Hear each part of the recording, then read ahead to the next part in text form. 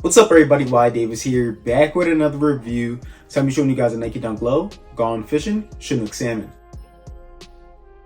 Alright guys, and these officially drop tomorrow on the sneakers app, but I was able to get these today from the Hush Life Boutique.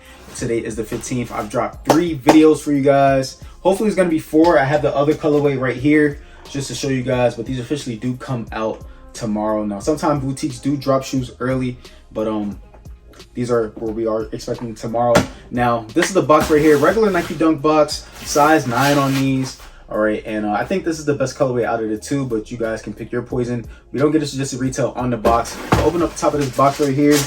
We do get a stamp on the inside of the box, and as soon as I open up the box, you see the tissue paper, which is really, really nice, and it kind of mimics the ocean, and it has the Nike with the swoosh on it. Pretty dope in my opinion. Extra layer of tissue paper in here and some regular tissue paper. I'm taking out these shoes right here. This is a really nice colorway. Now, the retail on this is $110. Once again, I'm not really sure why these didn't cost $120. $110 is the normal price on the Nike Dunk Low. But honestly, I'm not complaining.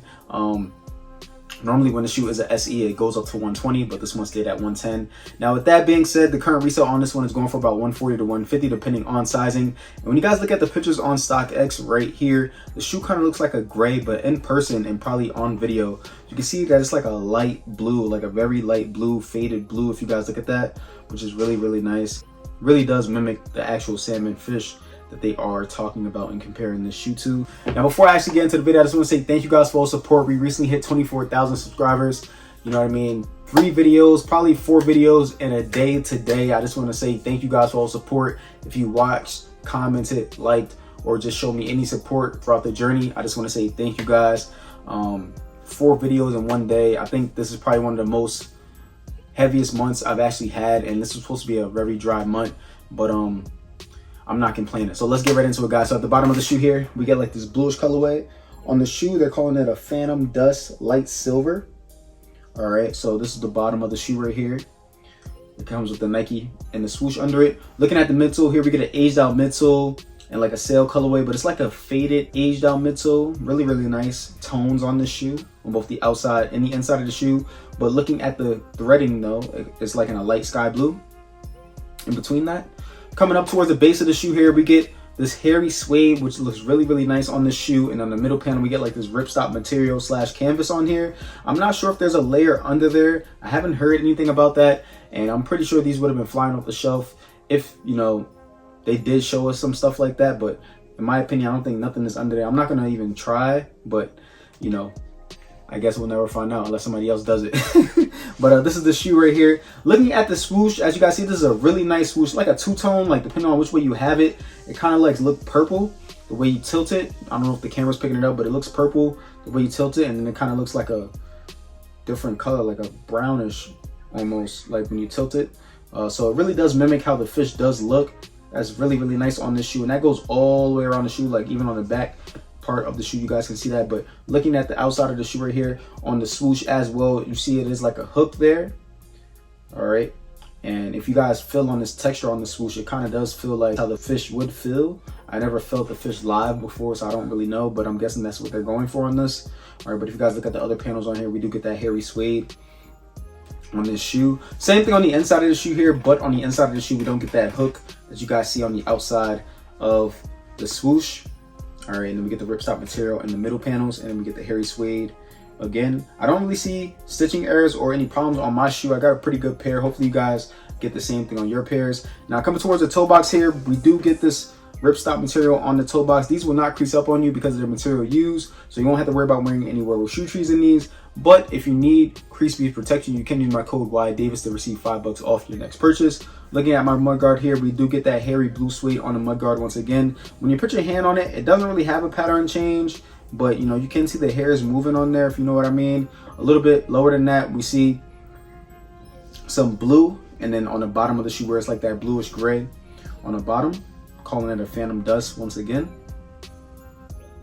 All right, now unfortunately we only do get 1 pair of laces in these, and they come in like these sail yellow laces, which is really nice. All right, on the tongue here, coming like a light blue color and a ripstop material. On the top, we get the salmon fish, and it says 1972 when Nike was created, and it says Nike Beaverton. The background of that is in white, and the fish is outlined in black. On the inside of the tongue, it says Nike with the swoosh. All right, normally it would tell us where the shoe is from and everything right there.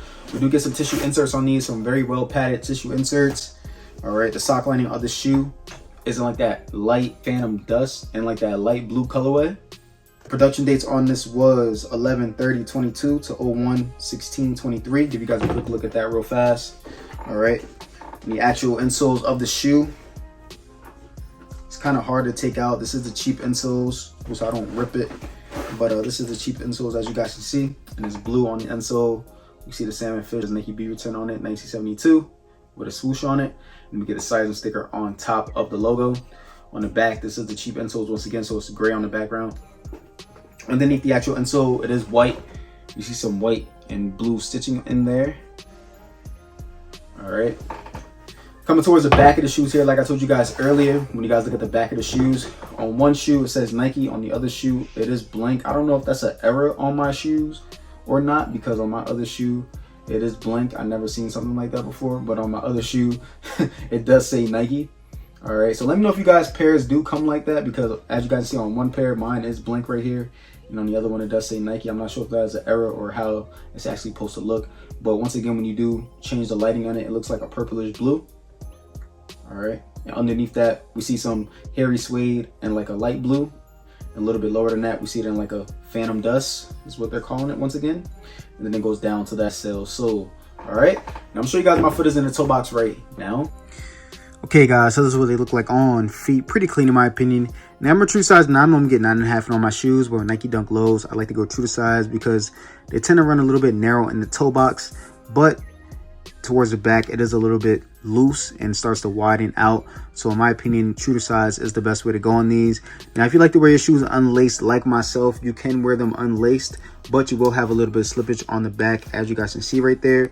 Even though these do have like that indent in the back, like how a lot of SB dunks do, I feel like these have really good qualities on them, and surprised they're really not going for that much. But the way the market is right now, I kind of do understand. So with that being said, never mind. But anyway, when they are laced up, you won't have any slippage on them at all, just in case you guys were wondering.